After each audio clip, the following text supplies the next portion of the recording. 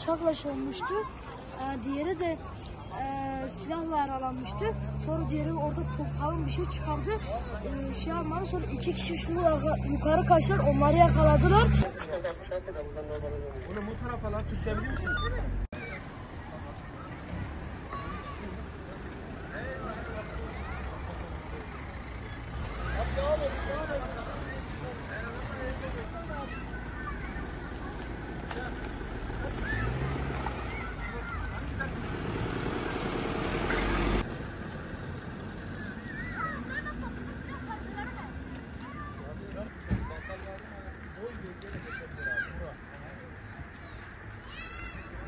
Ramazan.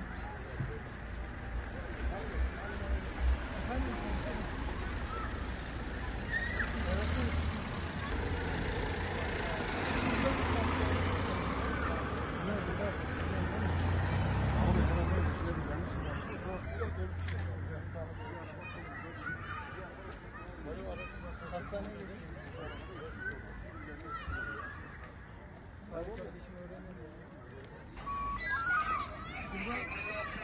Kim var?